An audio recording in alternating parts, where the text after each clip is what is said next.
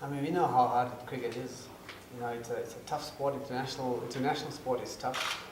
So much of work goes on behind the scenes. So when things like this happen, definitely we feel sympathetic to a person who has made a mistake and has to pay the price for it in whatever way that is decided upon that.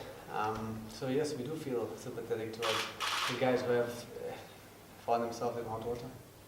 We know there's a lot of cameras around, and for that to happen then and there, yeah, it's a sad moment for international cricket, but we were surprised. There's no holier than thou attitude that anybody comes with, because we know that everybody makes mistakes in their lives, and everybody learns from them. Well, you hope you learn from the mistake and then you move on.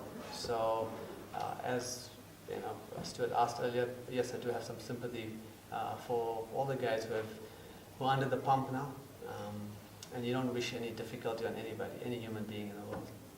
I don't think South Africa has won a series against Australia since its mission, so there's a lot for us to play for. I mean, at the start of the series, that was the motivation, that we want to be the first team that can achieve it.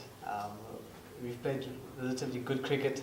I won't say we've played our best cricket, but we've played good enough cricket to be 2-1 up in the series, and we're always looking to get better. So at this venue, I'm sure the captain and coach will see what the wicket's like, and do they go through the decision-making process of the team, etc.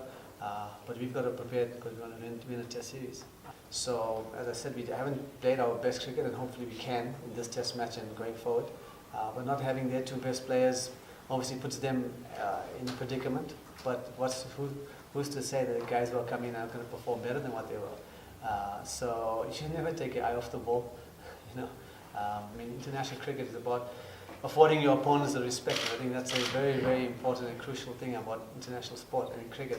When I started, I've always been thought that it's a gentleman's game. So I'm talking too much now. Shall I continue?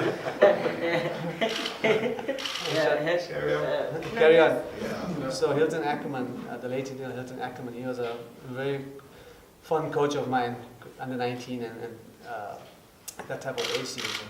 And he used to always say to me, he says, you know, there's no need for anybody to chirp, because you've got to earn the right to chirp or sledge or whatever.